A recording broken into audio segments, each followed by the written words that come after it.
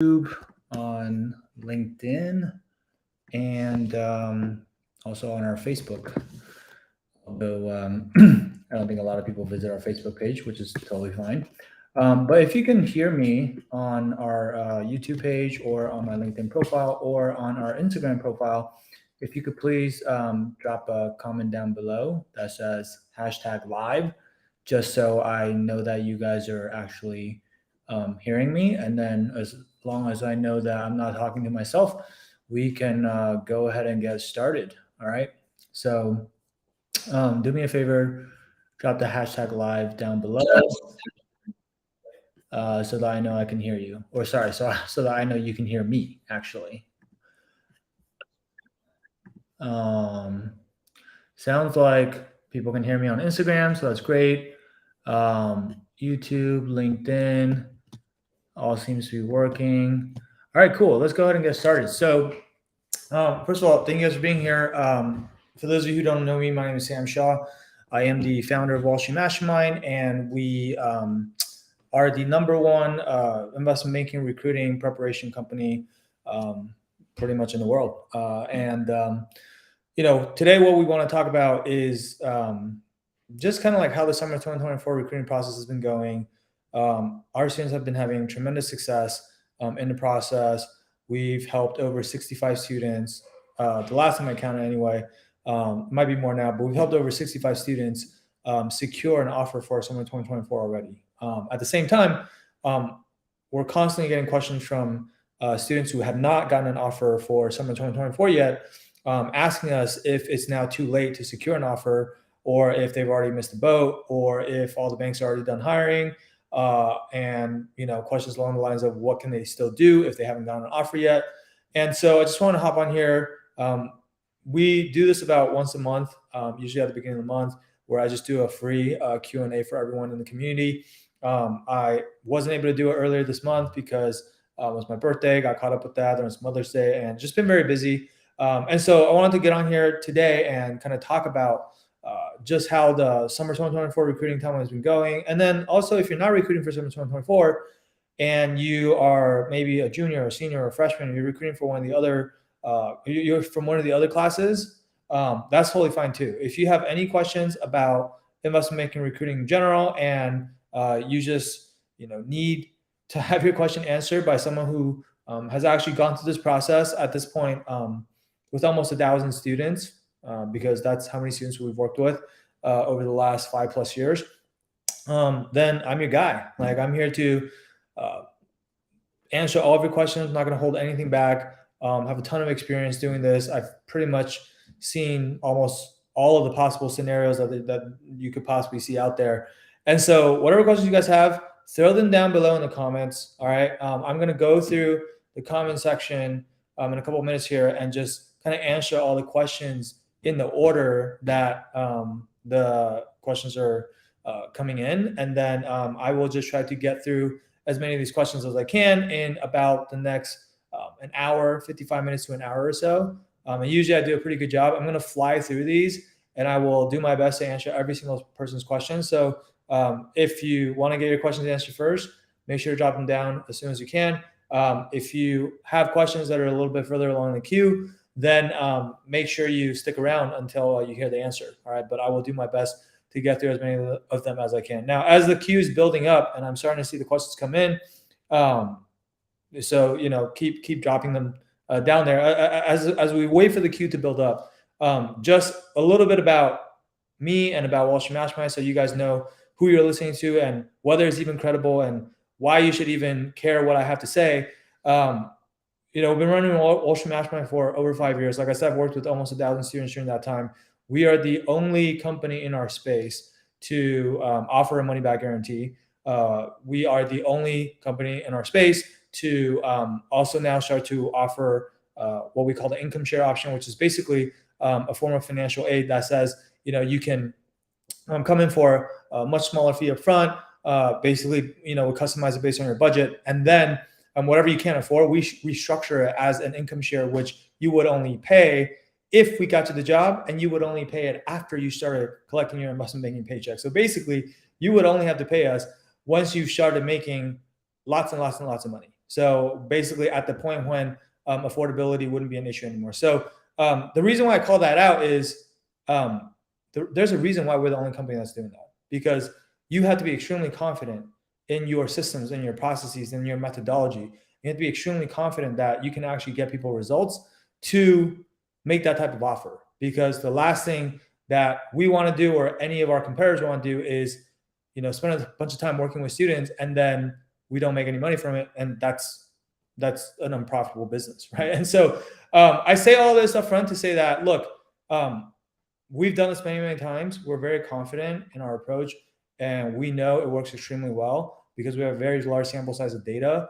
Like I said, almost 1,000 students that have gone through this process and used our methodologies, and we've placed people into every single bulge bracket, elite boutique, and almost every single top 50 middle market bank out there. So plus, a lot of the buy-side firms, mega funds, hedge funds, you name it. Like, our students are basically starting their careers at all the top firms on Wall Street that you could possibly think of. So all that is to say, regardless of whether you have plans to work with us or not, doesn't really matter. Like, that's not what this Q&A is about.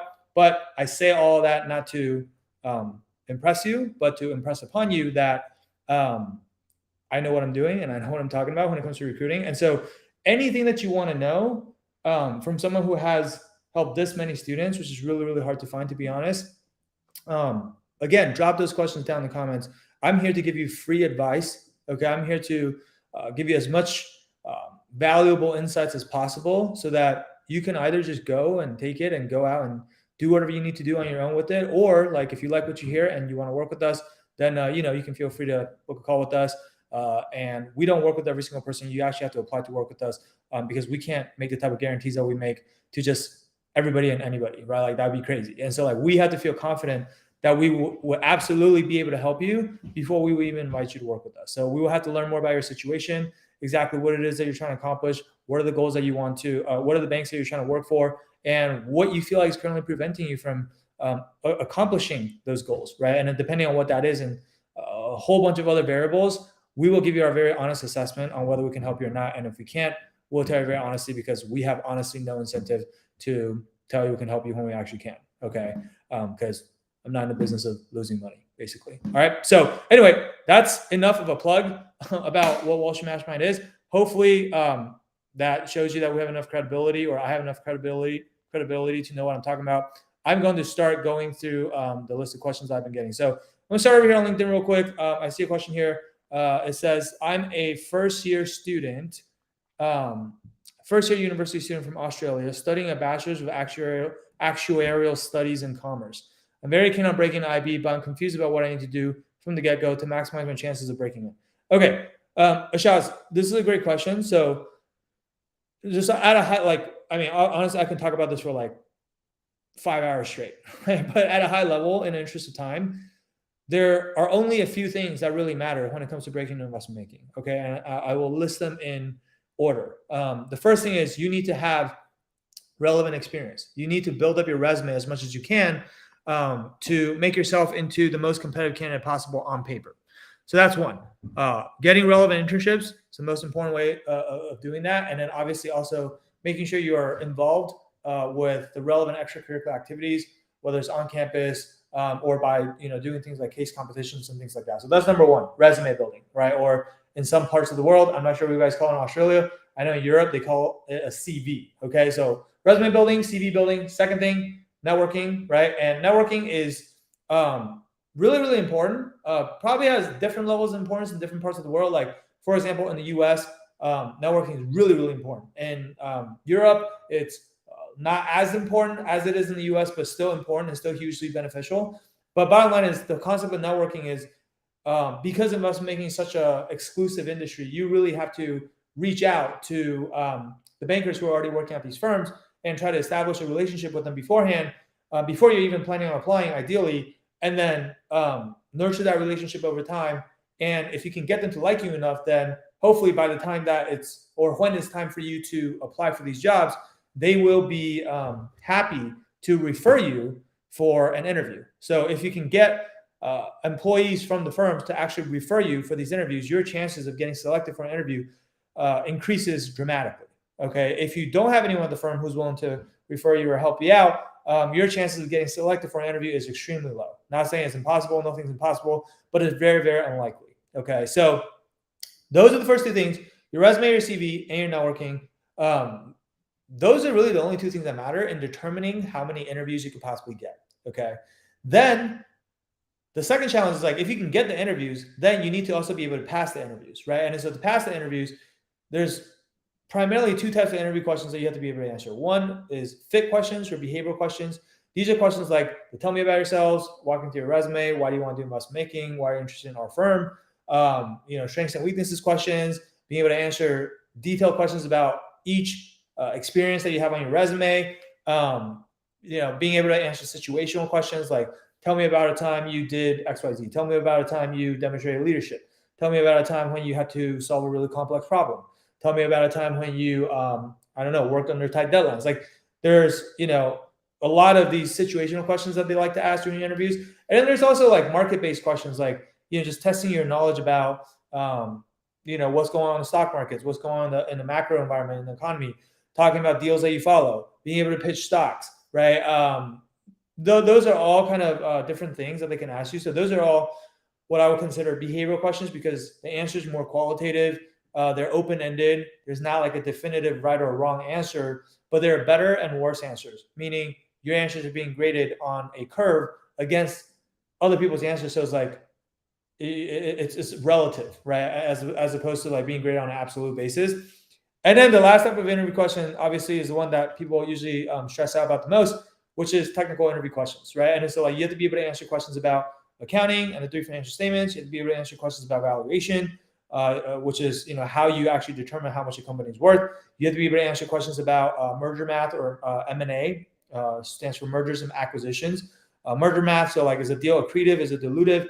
You have to be able to answer questions about leverage buyouts, or LBOs, which is like when private equity firms acquire businesses using debt or leverage. And so those are like the major kind of technical topic areas that you have to really be well versed in. And so if you can answer the behavioral questions really well, and you can answer the technical questions, then that kind of captures like most of the interview questions you're going to get asked. Like, sure, like you might also have to answer brain teasers every now and then. And in like some regions of the world, you also get these like online assessments or personality tests, but a lot of those things that you can't really prep for as much.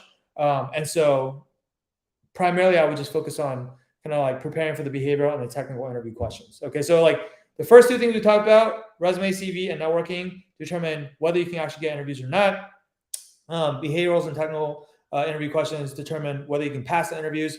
And so if you really nail those 4 things, then you should be able to successfully recruit for investment banking. Now, the last thing I will add on top of that, and this is the thing that a lot of people struggle with, which is each of the things that I've mentioned individually, like it's not rocket science, right? It's not like you can't figure that stuff out on your own necessarily. But it's a combination of all of those things on top of the fact that you are also a student and you have to maintain ideally a really good GPA for school. For a lot of people, even just maintaining good grades in school is already quite the struggle, right? Being a full-time student, like that's a full-time job, right? On top of that, when you add all these other things that I talked about onto your plate, you also have to make sure that you check all 4 of these boxes before the recruiting timeline starts, right? And so again, different parts of the world have different recruiting timelines. But like, for example, here in the States, recruiting starts extremely early, usually earlier than other regions. But like when you talk about getting a full-time investment banking job after you graduate from college, a lot of people who are not familiar with the process think like, oh, that's something that I can start worrying about senior year or in my last year of school. For most industries, yes, you probably don't have to start looking for a job until you're a senior in college. For investment banking, like you first have to get a junior summer internship, which converts into the full-time offer. So that happens before your last year in school, and then the recruiting for that junior summer internship, at least here in the States, that usually kicks off about a year and a half before the internship itself. So basically, in the United States, like the recruiting for that starts halfway through your sophomore year. So you essentially have like the first 3 semesters in school, or the first 1.5 years, to check all these boxes, right? And so that's why, like, you mentioned you're a first-year university student right now. Like, don't like let that don't let your guard down just because you think you're early. Like there's actually no such thing in my experience as being too early. And the sooner you start, the better job you're going to be able to do in each of these areas, and the more competitive you're going to be as a candidate. Okay. And that's also why, like, for all the students that we work with, like the way we view our job is to help all of our students check these 4 boxes in the least amount of time possible, right? If we can help you do these things in the least amount of time possible by removing all the trial and error so that you don't have to make all these unnecessary mistakes that you would have made otherwise on your own because you're trying to figure everything out for the first time. If you just had a proven playbook to follow and all you had to do was be good at following instructions and go out and execute on those instructions or on the best practices that we've learned over the years from working with 1,000+ students, then you're going to be able to get the offer a lot sooner, which typically means the sooner you get the offer, the better the offer is going to be, right? Because the way that recruiting happens, like the best firms typically finish recruiting the earliest, and then like elite boutiques finish the earliest, followed by bulge bracket banks, followed by middle market banks. Then you go to lower middle market, then you go to regional boutiques. And so the longer it takes you to get that offer, typically the further downstream you're going to have to go. And then typically the worse the offer is going to be, right? So that's why, like, you got to have a sense of urgency.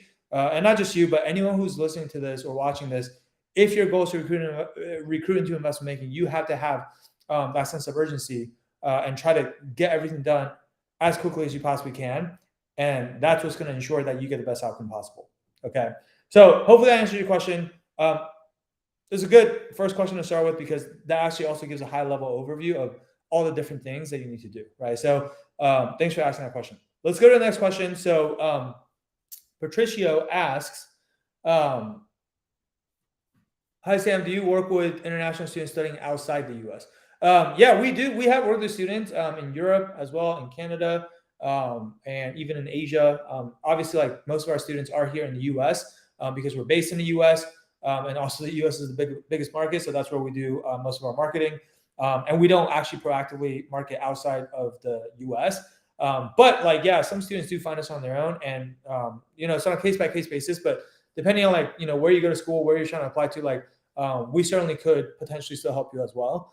And so if that's something that you're interested in learning more about, or like just seeing if you're someone that we can actually help, I would encourage you to either message me on LinkedIn, send me a connection request and message me on LinkedIn, or you can also follow our page on Instagram. The handle is Wall Street Mastermind, and then you can DM us there as well, and then our team will respond and learn more about your situation and let you know, like, if you're someone that we can actually help. All right. Now let me come over to Instagram because I know we got a bunch of questions here on the Instagram side of things. So I want to make sure I answer those as well. The first question: how would you get into sales and trading? So Andrew, like, the way to get into sales and trading is actually very similar to how you would get into investment banking. You need a lot of the same things. You need a good, all the same things that I just talked about, right? You need a strong CV or resume. You need to network with the people that are already working in sales and trading at these firms, check your referrals. You need to prep for the behavioral interviews, which, is pretty similar regardless of whether you're interviewing for investment banking or sales and trading. And then the technical question side is where it kind of differs. Like the technical questions that you'll get in sales and trading is different from the technical questions that you would get in investment banking. Okay, now we don't really focus on the sales and trading technical prep inside of our program, but we can help you with the other 3 areas as well. So I don't want to tell you too much about like what the technical interview portion involves, but like, I'm sure you could do some research on your own in terms of types of questions that are asked in sales and trading technical interviews. They're going to be a lot more market-based, which is kind of different from, investment banking technical interviews, which is more about like how you value businesses and things like that. So 2 slightly different skill sets. Okay. Jackson Hovler asks, what books would you recommend for an incoming freshman? Depends on what you're trying to accomplish, to be honest. But read different books for different things. You probably see a lot of books in my background here. Like, it depends on like what problem you're trying to solve. So maybe if you could be a bit more specific, I might be able to give you better recommendations. But to be honest, I think like if your goal is to get into investment banking, I don't think like the best way to go about that is to actually read books. Like, I suppose, there's textbooks out there like the Rosenbaum textbook, which talks about like all the different technical concepts. But I know a lot of students that have tried to read those textbooks, but they're kind of dry, and usually it's not the most effective way to learn these concepts. Like the way I like to explain it is like it's kind of like how you learn stuff in school, right? Like, sure, you can buy a textbook and just self-study, on your own at home, or you can go to school, go to class, go to lecture, learn from your professor who's a subject matter expert, and then have that interaction, ask questions, be able to get feedback on the work that you're doing. I think the second way is just a lot more effective than the first way, which is also why we structure our program the way that we do. We really try to help our students learn or model the way that they learn after the way that you're kind of already used to learning when you're in school, because that's the tried and true method, and it's worked for hundreds of years, if not more, right? So let me go to the next question. Andrew Kesh says, did most of those 70 kids go to Ivy Leagues? No, actually, this is a great question, Andrew. We have probably about half of our students come from target schools, and so some of that is Ivy League schools, but some of that is the more highly ranked public schools like Berkeley, Michigan Ross, UVA, UT Austin, UNC, schools like that. But the other half of our students either go to, and actually slightly less than half that go to target schools, and then slightly over half of our students don't go to target schools. So I would say I think 45% go to target schools, 20% go to semi-target schools, and then 35% actually go to non-target schools. So it's actually pretty evenly split. Okay, so both target school and non-target school students are getting into banking through our program. And to be honest, I feel like the target school students and non-target school students kind of join our program for different reasons a lot of times. For the target school students, they're coming to us because there's so many students at their school that are trying to break into investment banking, and they're trying to find a way to stand out from everybody else. If you go to a Wharton, you go to Columbia, you go to NYU Stern, everyone's trying to do banking around you. Everyone's in these clubs, right? Everyone is, has internships on their resume. What is your competitive advantage over your peers, right? And also a lot of those students, they go to target schools and they're not as worried about whether they can get into investment banking or not, but their bar is even higher than that. They're trying to make sure that they'll get into the best bank possible, right? And so a lot of times they're coming to us because they don't just want to get in, but if we can help them improve their offer from a top 50 bank to a top 20 bank, or a top 20 bank to a top 10 bank, or even a top 10 bank to a top 3 bank, those are all very, very big jumps in terms of prestige or exit opportunities or compensation, and just your overall career trajectory going into the future, right? So that's kind of why a lot of target school students come to us. Our number one school by far is UPenn/Wharton, right? And I think our number two school is Berkeley/Haas. And those are both schools where a ton of students want to get into investment banking, so that makes sense, right? And I think NYU Stern is up there as well. Those are probably our top 3 schools, right?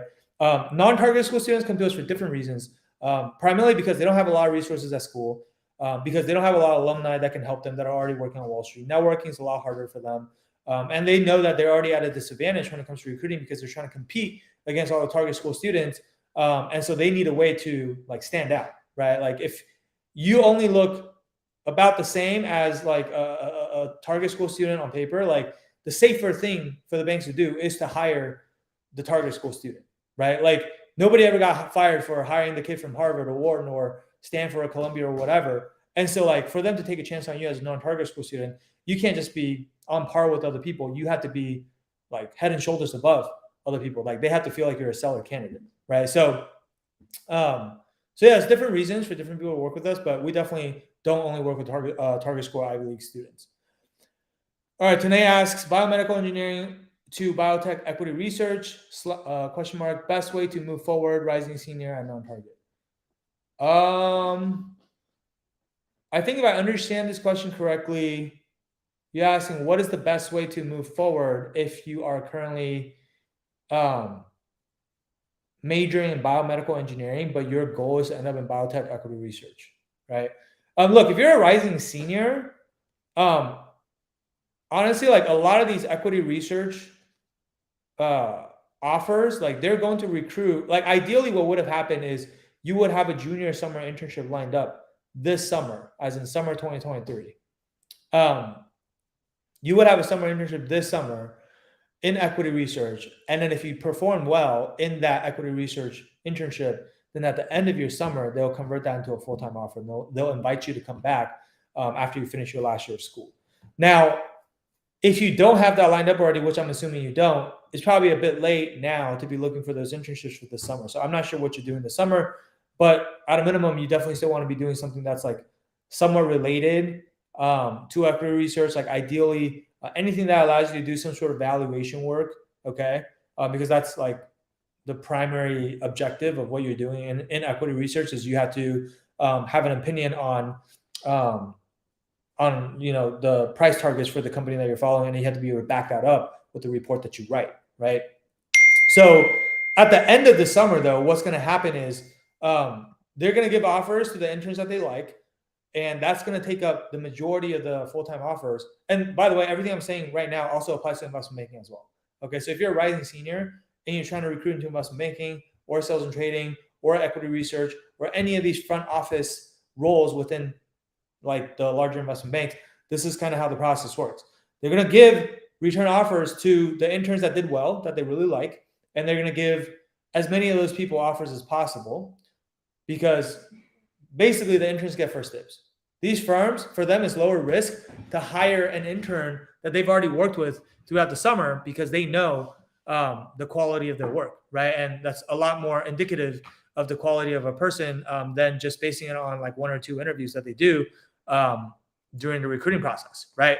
Now, if some interns turn down the offers or maybe some of there weren't enough good interns to fill the entire class, usually they'll fill like they'll have like probably the last 10 to 20% of the spots available that's reserved for full-time recruiting. So meaning at the end of the summer, usually in like early to mid-August, they will they'll give out the return offers.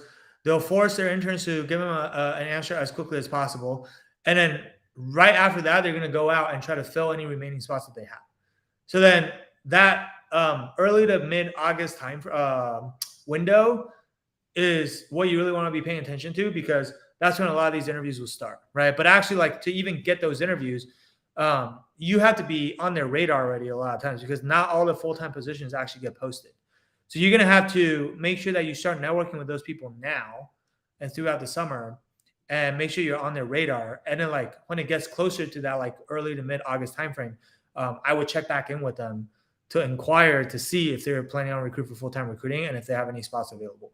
Okay. And then like obviously if they do have spots available and you've done a good job networking and they actually like you and they're willing to refer you and help you get an interview, you have to make sure that you're prepared for those interviews and not like don't botch the call, like don't drop the meeting, right? Or not drop the meeting. Don't botch the interview because you weren't prepared, right? So what I would be doing between now and then, like basically over the next 3 months or so, is you have to be networking as much as possible. You got to network your butt off, and then you also have to be prepping for your interviews simultaneously, and hopefully you're doing some sort of internship this summer. Those are probably the 3 things I would be focused on if I were a rising senior right now. Okay. All right, let's go to the next question. EdBR2706 says, so the students will navigate themselves through the online resources you posted and mostly self-learn, right? No, that's not actually how our program works. Like there's a curriculum that you have to go through, right? But like I said, like we kind of model it after like how you will learn in school. So you can almost think of it as like, if we're just an extension of your college education, because like, quite frankly, your school is not teaching you guys all these things that you need to learn to get this kind of job. Like really, ideally they would be, but they're not, right? And so you can almost think of it as like if you were taking an additional elective on top of the other classes that you're taking, and this elective is just like how to get a job in investment banking. And then like essentially, you know, I'm the professor, but we also have like a bunch of other, assistant coaches or TAs. And you're going to go through our curriculum. We have a syllabus and we're going to teach you everything you need to know in those 4 areas that we talked about across resume building, helping you get relevant experience to beef up your resume, teaching you how to network effectively, teaching you how to answer all of your behavioral questions, helping you craft your stories, teaching you all the technical concepts you need to know. And then along the way, you're going to have to you're not just self-studying or teaching yourself all these things. You're learning the things you need to learn. We're going to teach it to you. And then you're also going to be implementing what we're teaching you in real time. You're going to go out and actually network with the bankers. You're going to go out and actually use the answers that we prepare for you.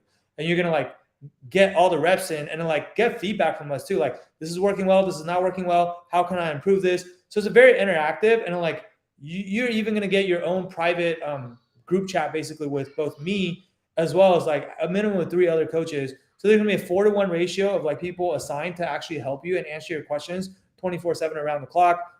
Everything you do will give you feedback. We'll look over your networking emails. We'll help you edit all of your interview answers. We will answer any questions you have about your technicals. We will, like, basically anything will help you find relevant internships. Like, anything you need to be successful in recruiting, we are going through the entire recruiting process with you step by step, every step of the way. And so, like, every single person actually needs help with different things. And so, like, there's no, like, one-size-fits-all solution. It's just, like, you're in the driver's seat, and then, like, whatever it is that you need help with, you're just going to tell us, and we're going to help you with that thing. And so you're never going to feel stuck on, like, trying to figure out what it is that you need to do, right? Because anytime you feel like you are stuck, you just come and ask us, and then we help you get unstuck right away, and then you continue to make forward progress. Okay, so it's definitely not like a self-study program. Like, if it is a self-study program, then it's basically just like all the other resources that are already out there. Like, you can pick up an interview guide and try to self-study, right? You could, I don't know, take a financial modeling course and try to self-study. Like, that's not that interesting. That's also not like very effective. It's what most people are doing already, and it's not really even a competitive advantage, right? So we definitely don't subscribe to that self-study model at all. Okay. Let me go to the next question. Stanley Lowe, if you aspire to work at a bulge bracket, should you start emailing people at your dream bulge brackets over the summer, and what should you email about? Yeah, I would encourage you to start networking as soon as possible. Right now, I don't know what year in school you are, Stanley, because you didn't say. So typically, I would say, oh, sorry. So you followed that up. You said you're an incoming freshman. Okay. So if you're an incoming freshman, I actually would not start networking right away, or I would not be networking this summer, because you are not even in college yet. Like, that's way too early. Okay. So that's not where, like, the best use of your time is going to be. I think if you're an incoming freshman, the best use of your time, actually, what I would be doing is, like, I would be getting the lay of the land of what resources your school already has or doesn't have. And by resources, I'm primarily talking about, like, I don't know what school you're going to be going to, but, like, what clubs do you guys have on campus? Which clubs are the best? Like, depending on if you go to target school, non-target school. If you go to target school, a lot of target schools have clubs that have, like, really, really good placement into the top banks. And so, like, you want to try to get into those firms. Or, sorry, you want to try to get into those clubs. But usually, if a club like that exists, they're also very selective and very hard to get into, because they only want to take the best students. Like, they care about who they're able to place into investment banking, because the more people they're able to place into banking, the better it makes their club look, and then the better the students are going to be able to recruit in the future, which makes their network stronger, right? And so most of these clubs have, like, a very rigorous selection process. Like, you probably want to network with the people that are already in that club just to get on their radar. Obviously, if you're friends with people that are already in the club, it makes it easier to get into those clubs. But also, like, they usually also put you through a series of interviews, including both behaviorals and technical. So, like, for a lot of the people that kind of join our program as incoming freshmen, like, what we do with them is honestly a lot of the prep that we would do with older students, but they're just starting earlier. And then by starting earlier, because we're prepping them for, like, the actual investment banking recruiting process. But if they're good enough to be prepared for that, then the club selection process is going to be a walk in the park, because that's just modeled after the real thing. And if, like, getting into investment banking is like the big leagues, like, getting into these clubs is kind of like trying to make it into the minor leagues, right? So, like, it's not going to be as competitive. It's still competitive, but it's not going to be as hard as, like, getting into the real thing, getting into investment banks, right? So anyway, I would start working on, like, your interviewing skills and your networking skills. And then also start polishing up your resume, because they are also going to look at your resume. Obviously, like, most of the experience you're going to have on your resume as an incoming freshman is going to be from high school. So, like, they don't need to be, like, super crazy or impressive or whatever like that, but you still want to package it in the best way possible. Whatever experiences you already do have, you want to make sure that you are framing them in the most favorable way possible, right? So those are probably the things that I would be doing if I were you. And then once you get on campus, try to get in the best clubs possible, and then start working on, like, getting relevant experience, getting internships, building up your resume. And once you have some substance to your resume, then when you start networking, you're gonna find that you're gonna have a much higher conversion rate and response rate, because typically speaking, bankers want to talk to students that they think are promising. They want to talk to students that are already qualified and look qualified on paper. Like if you don't look qualified at all and you just start reaching out to a bunch of bankers, like they're going to look you up on LinkedIn, or sometimes they have your resume because you sent it to them, and they're so busy, they're just not going to want to waste time talking to someone who's not a qualified candidate, right? So like there is an order of operations here, especially if you want to be efficient with your time, where, if you do things in the wrong order, you're not going to get the highest yield for the activity that you're doing, right? Like whether that's like the networking emails that you're sending or the calls that you're actually having. Like, so make sure you keep that in mind when you think about like, hey, what should I be doing first? Okay. All right, let's go to the next question.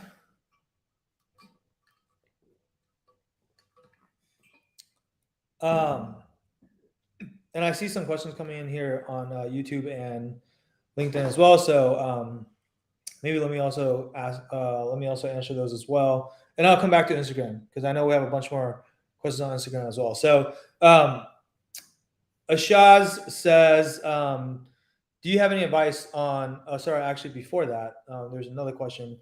Aragon asks, "Hi Sam, I'm a third-year student at a non-target school. Do I still have a chance for an IB offer?" Yeah, I mean, look, as a third-year student, I mean, summer is coming up, right? So I don't know what you're doing this summer. Ideally, you are doing an internship this summer. If you don't have an internship lined up this summer yet, you need to line one up ASAP.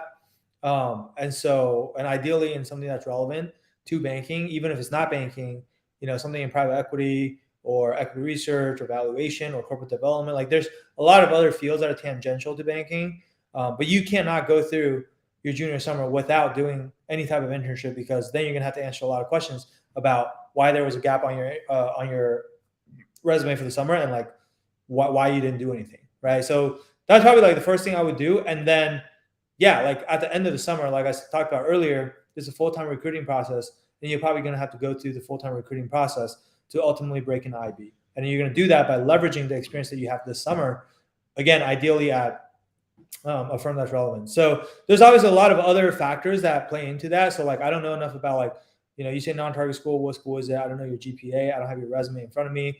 I don't know how strong it is. I don't know if you're an international student or not. So there's a lot of other factors. It's case by case. So, happy to like discuss your situation further. You might want to book a call with our team and tell us more about your specific situation, and then we can try to map out like a game plan for what would have to happen for you to get from where you are today to having that full-time offer. Okay. I would say like, as long as if you're an international student and you're a third-year student at a non-target school and you still don't have anything lined up yet, it's going to be a lot harder. But if you're not an international student, you're a U.S. citizen or you're a green card holder, then yeah, I think you absolutely still have enough time to break into investment banking. Okay. It might just like take a little bit more extra time and effort. And it might not be, you might have to take like a slightly more roundabout way of getting in, but I think it is doable. Okay. Do you have any advice on how to network? I mean, yes, I have a lot, but like, I don't know. Do you have a more specific question about which aspect of networking you're struggling with? I mean, like, I think at a high level, when it comes to networking, like there's two main challenges, right? One is, actually, it's probably more than two. One is you have to talk to enough people, because not everyone you talk to is going to end up helping you, like, right? And so like, I almost think of networking as a funnel. Like the top of the funnel is like, how many people have you reached out to? And out of those people, how many of those people actually agreed to talk to you, like actually replied and are willing to take a call with you? And then out of the people that take a call with you, how many of those people actually ended up really liking you and ended up being willing to refer you for an interview, right? So that's kind of like the funnel. And then so you have to get really good at finding people to reach out to. You have to be really good at getting those people to respond to you, usually by email.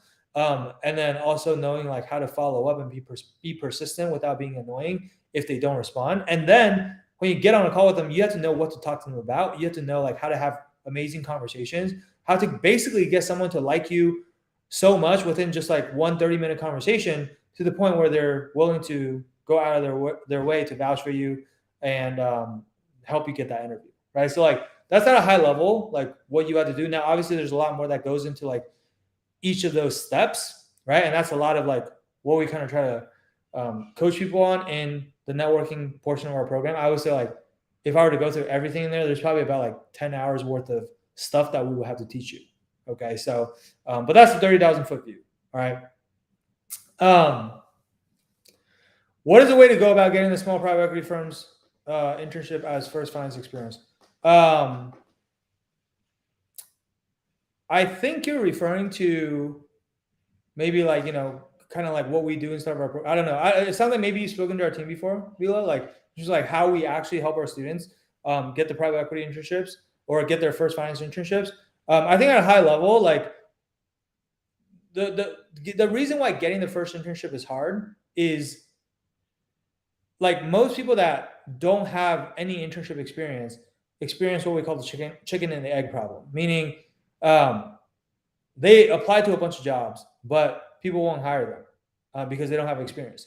But then they don't know how they're supposed to get experience if no one will hire them and give them a chance first, right? And so the way to overcome that is, you can't just be applying for these jobs in like the same places that everyone else is also applying. Like most people just, go on Handshake, or go on LinkedIn, or go on Glassdoor, like go on all these major job sites. And then like they see whatever jobs that look relevant and then they submit an application for it. And usually if you're on one of those sites, like you're going to get probably hundreds of people, if not sometimes thousands of people applying for the same job. And so out of all those applicants, if you have no relevant experience whatsoever, the chances of you being like at the top of that pile in terms of like how competitive you are as a candidate is very slim to none, right? So you have to be able to look in places that aren't as crowded and be able to like uncover opportunities that most other people aren't gonna, be looking at. And then you have to, and a lot of times like these types of opportunities aren't publicly posted. And so they're not going to have as much competition because people don't even know about them, right? But also like you have to know how to like reach out and inquire and, try to get them to basically either create an opportunity for you if they don't already have one, or if they do already have one, but it's not posted, you have to like be able to find out about it. Right. And then so like, that's a lot of like what we teach in our program in terms of like where to look for these opportunities and how to reach out and like, what are they looking for these in these interviews and how to pass that process. And so there's a multi-step process, which, we kind of teach our students how to do. And I would say like, if you follow all the instructions and you actually like execute everything we ask you to do, like on average, it'll probably take about 2 to 3 weeks to secure your first internship, even if you have no prior experience whatsoever. And we're like, that's the average, right? Like we've seen students doing it in less time. We've seen students doing it in a week or less. We've also seen students that take a little bit longer. It really depends on who you are as a person. Like, I don't know if you consider yourself to be average, above average, below average, how well you follow instructions and how hardworking you are and how you execute, like all those things matter. Right? But I would say like on average, what we've seen is about 2 to 3 weeks. So meaning like right now it's mid-May. If you started that process now, you could in theory get something lined up by the end of May, and then like starting in June, you would do the internship from like June, July, and then maybe a little bit in August. Basically, that would be your summer internship. So you actually have something on your resume this summer, and you don't let the entire summer go by, and then you have this like huge gap and have to explain why you didn't have an internship your entire summer. Okay. All right, let's go to the next question. I say I'm a rising junior. I still do not have anything for summer 2024 because I started the process late and was not prepared for the interviews. I'm not sure what to do. This is from class already. Honestly, I don't know. I think like if you feel really behind and you don't know what to do, then you got to find a way to speed up the process for you, right? Speed up your application process, speed up your networking process, speed up your interview prep process, right? And so like, honestly, again, not to like keep doing these shameless plugs, but like the only way to speed up the process is if you learn the know-how, right? If you get someone who has the experience on what the best practices are to tell you exactly what the best practices are so that you don't have to do all the trial and error that you've probably been doing, and you can just do everything right the best way. You can just do everything you need to do the best way the very first time. That's what's going to speed up the process for you, right? And so like if that's something that you feel like you're lacking, and that is something that you want, then again, I would encourage you to book a call with our team using that link on the screen right now. It's wallstmastermind.com/apply. And then like we can learn more about your situation, because just based on this one high level question, like I don't know like what you're struggling with and what kind of firms you're targeting. Like there's a lot more information that we're going to need to be able to tell you like a more specific and customized game plan based on your situation. Okay. So feel free to do that and book that call if you if you want more detailed advice from our team. All right, let me come back to Instagram real quick. So, because I know there's a lot more questions here on Instagram, and I want to make sure that you guys are taken care of. So, hi, Ms. Mills. What if you already have your MBA and want to get into investment banking with the goal of getting into PE? If you already have your MBA, like you already graduated from an MBA, and you still have, I don't know how long you've been graduated, but typically, like the only times to break into investment banking are like if you are still an undergrad or a master's in finance, in which case you can go in as an analyst, or if you are still in your MBA, in which case you can recruit for associate positions. Now, if you're already done with the MBA and you haven't recruited into banking yet, it's going to be very, very difficult to break into banking at this point. You might be able to start at like a smaller firm who aren't as rigid about their hiring practices. But like the bigger firms, like the bulge bracket, elite boutique, and middle market firms, they typically will only hire from like the candidate pool of people that are still in school. Okay, so that's the bad news. But if you're really determined to do this and you still want to try to break in, and you haven't been out of your business school for too long yet, you might be able to break in as an associate at maybe like a smaller regional firm first, and then try to lateral up to a bigger bank after maybe 6 to 12 months.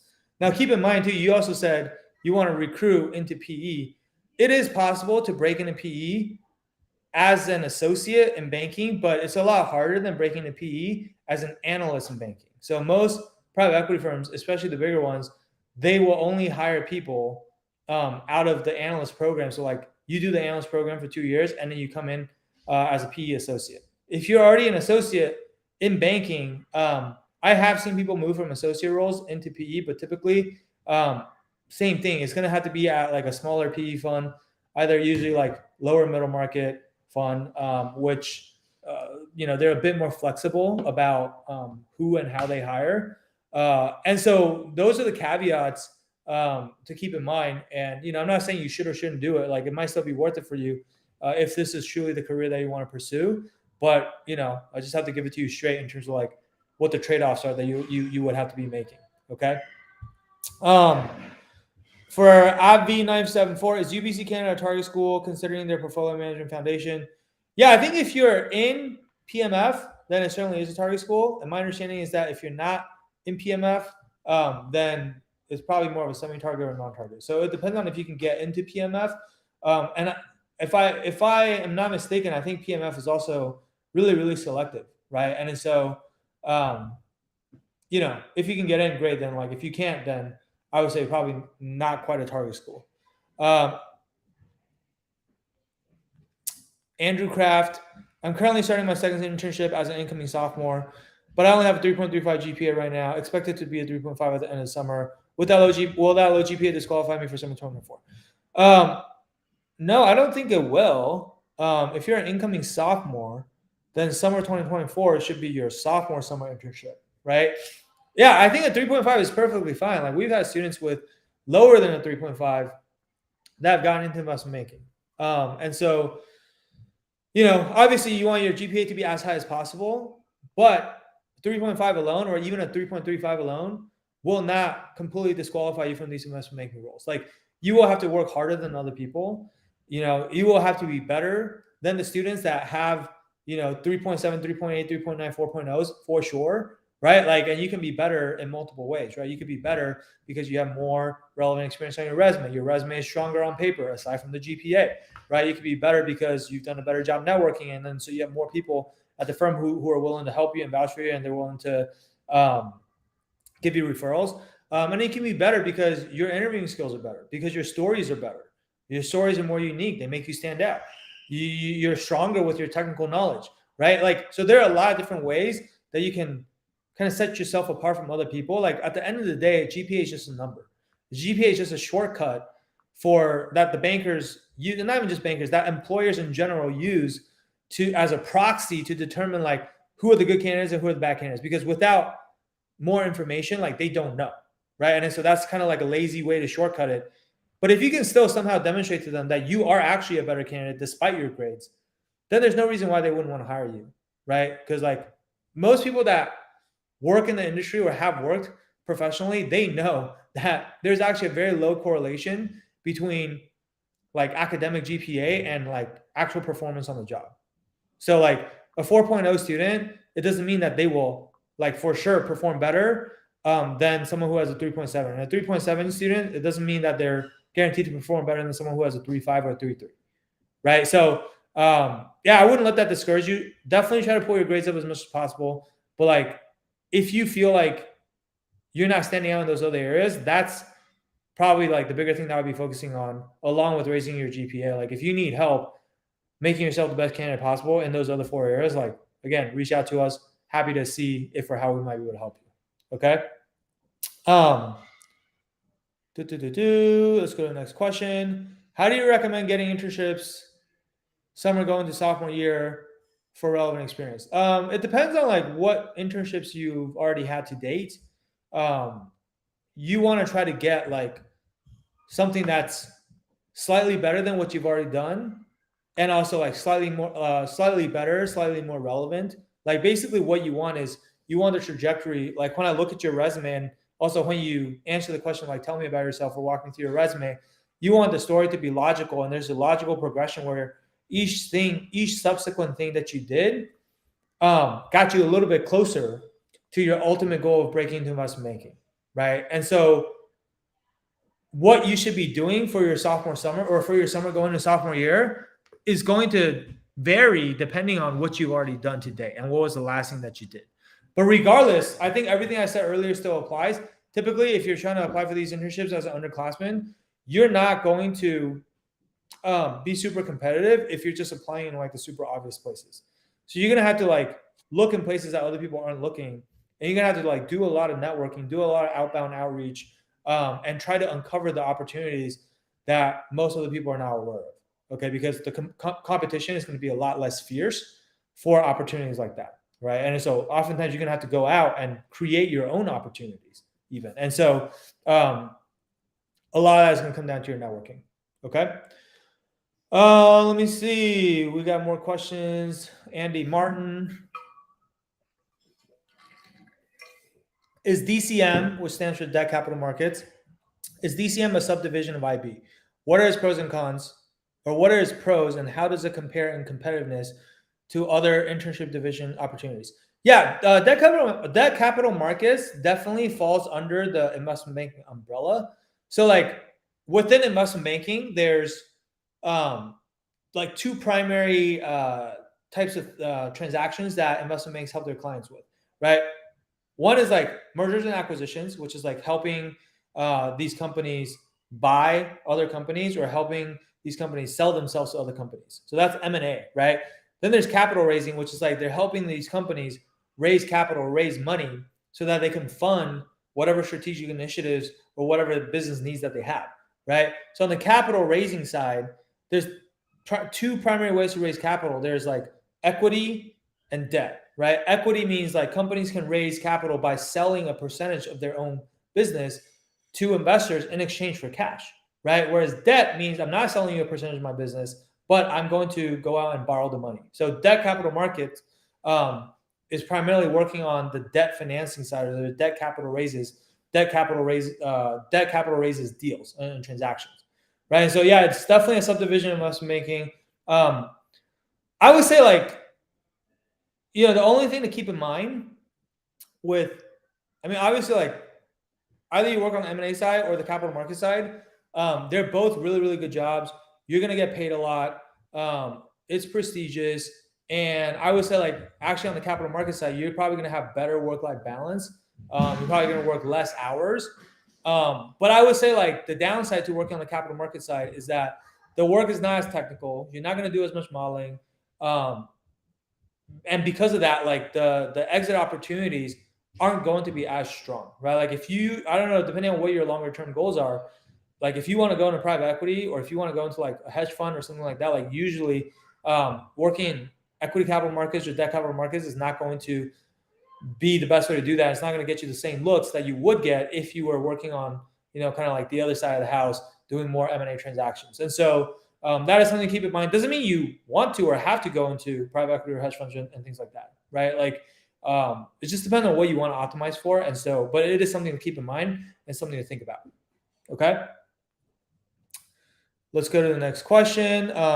Rishab Stir, 2023. As a rising college freshman, how do we find and make the most of our opportunities to learn about IB and break into Wall Street? Yeah, so I think I kind of covered a similar question earlier for someone else who asked about like what they should be doing as a rising freshman. So I'm not sure when you join the stream, but just for the sake of not repeating stuff that the other people on this stream already have heard.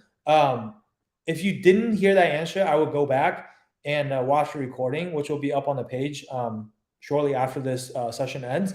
But I would get the lay of the land of like all the different organizations, relevant organizations at the school that you're going to be going to, and then figure out like how you can get into the best one.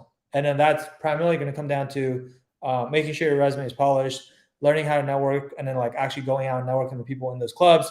And then also doing the interview prep, like making sure that your behavioral answers are good, making sure you have the prerequisite technical knowledge, because most of these clubs are going to have like a rigorous interview process that they put you through, right? Aside from that, like if you just want to learn more about investment making and breaking, like how to break into investment making, like if you're like super beginner, we have some resources. We have a lot of resources on our YouTube channel, so you can check that out. Just like videos that you can watch. You can go on our website. We have a free course. We also have like a webinar that you can watch. We also have like an intro to investment banking training that kind of walks through like what investment banking is about. And so you can find all that under the free resources section on our website. So that would probably be a good place for you to start. For those of you that are like really new to this and still trying to learn more about it, like that's probably what I would do. Okay. Let's go to the next question. I'm a high school student that wants to do IB. What should I do? Man, it's exciting to see a lot of you who are really starting this early, like still in high school or incoming freshmen. So like props to you guys.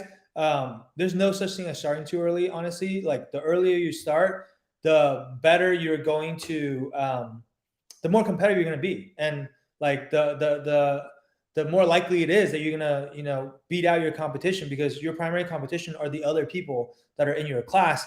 And if you're starting to think about this now and they're not even thinking about this until a year later or 2 years later, like think about, how much more ahead of them you're going to be by the time they actually start, right?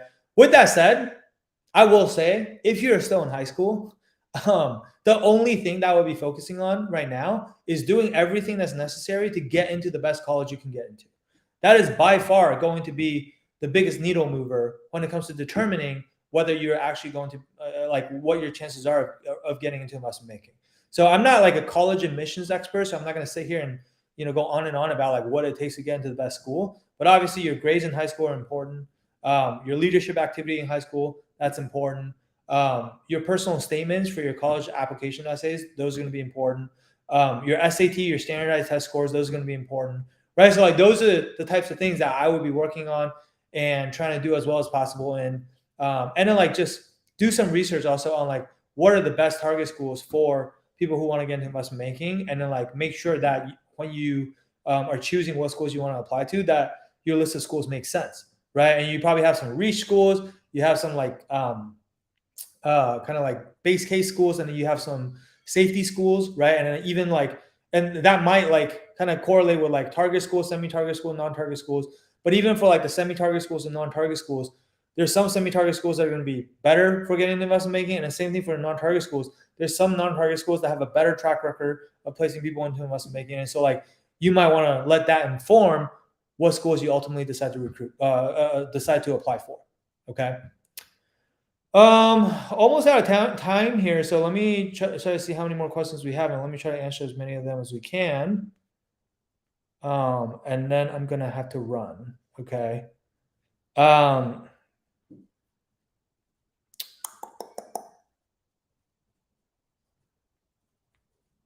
Let me see where the next question is.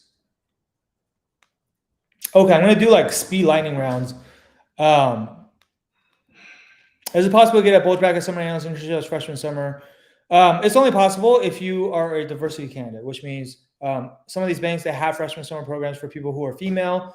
If you're African American, or if you're just Black, Hispanic, Native American, if you have some sort of disability, if you're LGBTQ, there are certain categories of candidates that are considered diversity students that they want to hire more of, and they have freshman programs for that. Otherwise, it's not really possible as a freshman summer. Okay. Can I get an internship senior year? You can get an internship during senior year, but you probably can't get an internship after senior year. Internships are usually for people that are still in school. Okay. So you got to get that before you graduate. How do you help if your students do not get good results from their networking calls? Well, there's a lot of things we can do, right? Like if you're not getting good results from your networking calls, for example, like one of the things we might do is we might ask you to record one of your networking calls that you feel like went well, but you didn't get the desired outcome. And then we're going to ask you to send the recording to us so we can listen to it. Because usually, like, if you feel like the call went well, but you're not getting the desired outcome, that means that there's some mistake that you're making that you're probably not realizing. And it's like, it's going to be really hard for you to like spot that on your own. But we can listen to your call and we can give you feedback on like, hey, this is what you can still do better. And then usually, like, once we do that, you're going to be able to have much better calls. But we also teach you like a conversation framework, a 5-part conversation framework we use that called the ideas framework that we have all of our clients use for their networking conversations. And having that type of structure to follow will make your conversations feel a lot easier. They'll flow a lot more effortlessly and feel a lot more organic and not forced, which is going to allow you to have better conversations as well. Okay. If you haven't gotten a Super Day yet for the IB internship programs you have applied to as a rising junior for the summer of 2024, is there a next wave of applications in the fall of 2023? Yeah. I mean, there are for sure firms that are still going to be recruiting into the fall of 2023, right? Usually by the fall of 2023, though, you're looking at middle market banks and lower middle market banks. Like most of the elite boutiques and bulge bracket banks will be done recruiting at that point. Like most elite boutique banks are probably done at this point already. And if not, they will be very soon. And then bulge bracket banks are probably going to be done as a category by the end of the sophomore summer. So if you're going into the fall, you're still recruiting. Yes, there will still be opportunities, but you will have to move further downstream to slightly smaller firms. And so again, like I said earlier, the sooner you can get the offer, the better the offer is going to be. So that's why you need to have a sense of urgency around trying to get the offer as quickly as possible. Okay.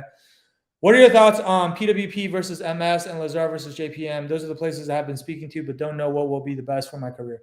It's funny because we actually have a student that got an offer from PWP versus MS recently, and he was really torn between the two offers. Ultimately, he decided to go to Morgan Stanley because he really wants to be in their media and telecom group, which is a really strong group. And PWP doesn't really have a media and telecom group in New York anymore. Now, with that said, so there's a lot of different ways to look at it. Like, I wouldn't say there's necessarily a right answer versus wrong answer. Like, some of it just comes down to like whether you want to work for an elite boutique or a bulge bracket bank. There are different pros and cons. Again, I'm running out of time, so I don't have like time to go into a lot of details, but there is a video on my YouTube channel, which I would encourage you to check out, where I talk about the differences between like the pros and cons between working at a bulge bracket versus a elite boutique bank. I will watch that. And then kind of decide for yourself like what you want to optimize for. Okay.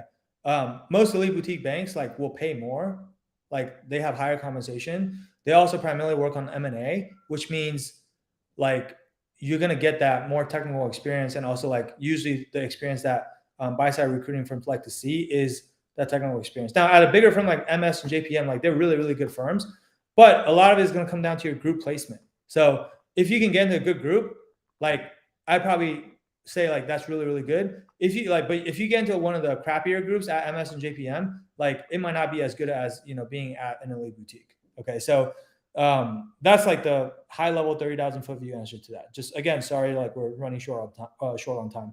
There were so many questions today. So how does sophomore and summer internships work? I'm not really sure what that means. I mean, just like any other internship, except it just takes place over sophomore and summer. So yeah, that's kind of what I have to say for that. DCM question kind of already answered earlier, so I think that was the same question, so I'm going to skip that. Can you recruit for private equity if you're in an S&T role? Typically, no. If you want to do private equity, I would recommend coming from investment banking as opposed to sales and trading. Okay, the skill set is just not as directly transferable. What's the main thing investment banks look at when applying for summer internships? Again, it's the 4 things that we talked about earlier, right? It's resume, networking, behavioral interviews, technical interviews. Okay. NYC legend. As a rising sophomore, what should I be doing now for IB? Make sure you have a sophomore summer internship.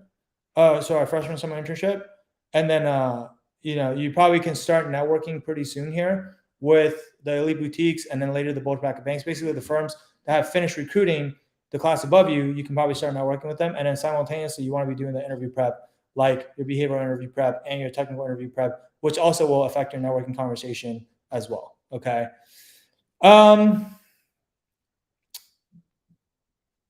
What inspired me to get into investment banking? Man, it's a long story, but at a high level, want to make lots of money. And I knew it was going to give me the best career trajectory in terms of exit opportunities. And I knew it was very prestigious and I wanted to make my parents proud. And it's a combination of all those things. And they pretty much all played out. Like, it's all true, right? I got paid extremely well, had great exit opportunities afterwards. Don't think my career would be where it ended up being if I didn't start in investment banking. So very, very, very grateful that I was able to start in banking. You want to start in investment banking, and that's why it's hard to get in, right? So, do you know anything about corporate finance interest points? Not really sure what that means, so I'm going to skip that question. If you're a veteran, are you considered diversity candidate? Yes, a lot of firms have diversity programs for veterans as well. So definitely, look for those if you qualify.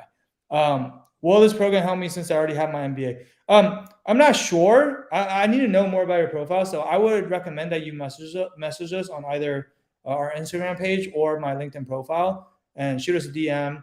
Tell us more about your specific profile, because this is probably not the best time to do this on this live stream in front of everybody else. So why don't we talk in private, and then we can tell you if we think we can actually help you or not. Okay. So I think I've cleared through all the questions in the queue. And so hopefully this is helpful for you guys. And again, if you guys have any more questions about recruiting, feel free to reach out to us. You can book a call with our team by going to www.wallstreetmastermind.com/apply.